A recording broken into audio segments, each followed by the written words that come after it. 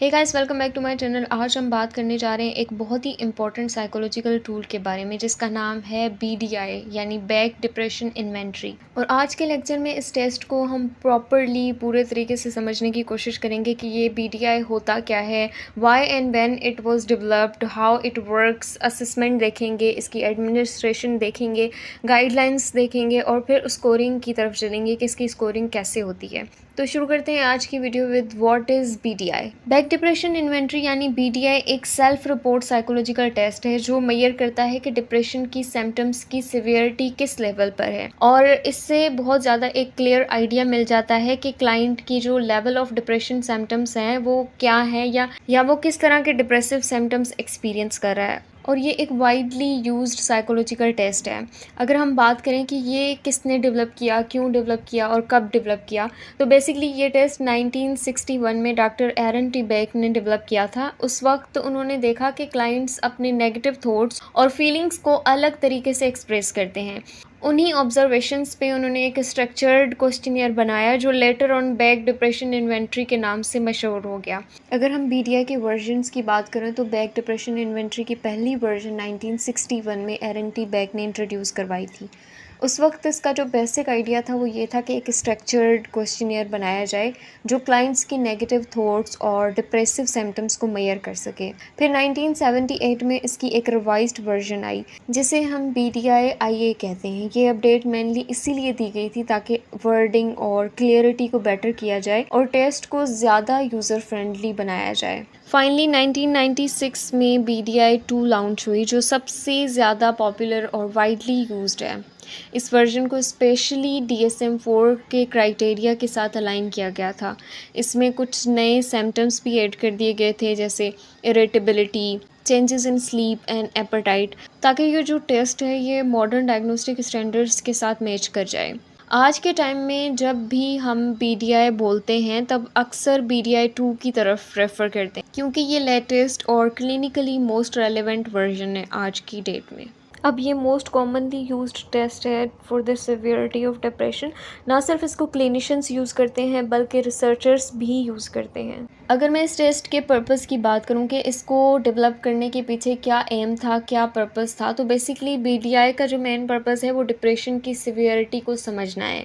यानी ये देखना है कि जो डिप्रेशन है वो कहाँ पे फॉल करता है, वो मिनिमम है, माइल्ड है, मॉडरेट है या सिवियर है। अच्छा, ये टेस्ट डायग्नोसिस के लिए अकेला काफ़ी नहीं है। डिप्रेशन की डायग्नोसिस के लिए एक सपोर्टिव टूल जो इंटरव्यूज़ और DSM क्राइटेरिया के साथ जो क्लिनिशियन है या रिसर्चर है उसका जो अपना एक एक्सपीरियंस है, अपने जो क्लिनिकल इंटरव्यूज़ हैं उसके साथ आप इस टेस्ट को यूज़ कर सकते हैं, और सिर्फ इसलिए कि आप इसकी सिवियरिटी देखें कि डिप्रेशन कहाँ फॉल कर रहा है। ठीक है, इसमें डायग्नोसिस का कोई रोल नहीं होगा, इसमें आप सिर्फ सिवियरिटी देखेंगे। अगर मैं एडमिनिस्ट्रेशन की बात करूं तो ये जो टेस्ट है वो एक सेल्फ रिपोर्ट है। ठीक है, मतलब आप क्लाइंट को अपने रिस्पॉन्सेस लिखने देते हैं खुद से ही। एडमिनिस्ट्रेशन का प्रोसेस सिंपल और बहुत स्ट्रक्चर्ड होता है। सबसे पहले आप क्लाइंट को क्लियरली समझा देते हैं कि ये एक साइकोलॉजिकल क्वेश्चनियर है जो आपके मूड और फीलिंग्स को असेस करेगा, उनकी सिवियरिटी को देखेगा। क्लाइंट को ये बताया जाता है कि इसमें कोई राइट और रॉन्ग कुछ भी नहीं होगा, बस उन्होंने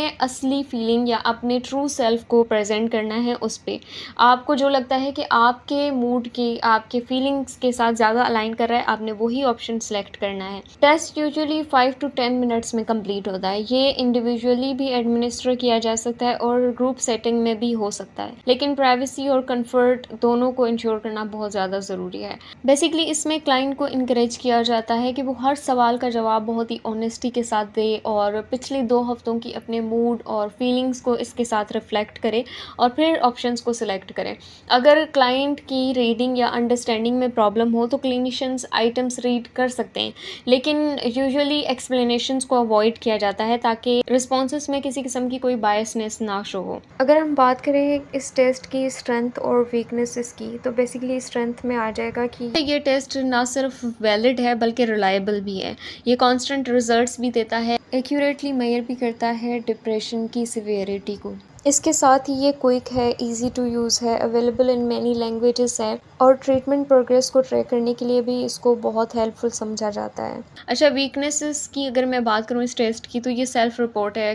कभी कभी ऐसा होता है कि क्लाइंट्स एग्जेजरेट करते हैं या मिनिमाइज़ कर देते हैं अपनी अपनी फीलिंग्स को, और कभी-कभी वो प्रॉपर्ली अपनी फीलिंग्स को एक्सप्रेस नहीं कर पाते या नहीं करते जानबूझ के, और इस वजह से फिर रिज़ल्ट्स में प्रॉब्लम होती है। इसके अलावा क्योंकि ये डायग्नोस नहीं कर सकता, ये सिर्फ सिवियरिटी बताता है, तो ये भी इसकी लिमिटेशंस में आ जाएगा। और लास्टली एक और चीज़ आती है कि कभी-कभी ना डिप्रेशन की सिम्पटम्स और एंजाइटी की सिम्पटम्स ओवरलैप करते हैं इस टेस्ट में। अगर हम BDI-2 के स्ट्रक्चर की बात करें तो इस टेस्ट में बेसिकली 21 मल्टीपल चॉइस क्वेश्चंस होते हैं, या अगर मैं ऐसे कहूँ कि 21 टोटल आइटम्स होते हैं। हर आइटम के 0 से 3 तक स्कोर किया जाता है, जहाँ 0 का मतलब होता है कि कोई सिम्टम प्रेजेंट नहीं है, यानी सारे सिम्टम्स एब्सेंट है, और 3 का मतलब होता है कि जो सिम्टम्स प्रेजेंट हैं वो बहुत ज़्यादा सिवियर हैं। ये आइटम्स डिप्रेशन के डिफरेंट सिम्टम्स को कवर करते हैं, जैसे guilt, sadness, pessimism, worthlessness, physical symptoms जैसे स्लीप या एपेटाइट चेंजेस। अच्छा, इन आइटम्स में से आप लोगों को मैं एक आइटम के एग्जांपल देती हूँ ताकि आप लोगों को अच्छे से समझ आ जाए। जैसे अगर एक आइटम है रिलेटेड टू सैडनेस, तो इसके 4 ऑप्शंस अवेलेबल होंगे, जिनमें से क्लाइंट को एक ऑप्शन सेलेक्ट करना होगा जो भी उसको फील हो रहा है या जो उसकी फीलिंग से रिलेटेड होगा। इसमें 0 नंबर पे आ जाएगा कि I do not feel sad, 1 पे आ जाएगा I feel sad much of the time, 2 पे आ जाएगा I am sad all the time, और 3 पे I am so sad and unhappy that I can't stand it.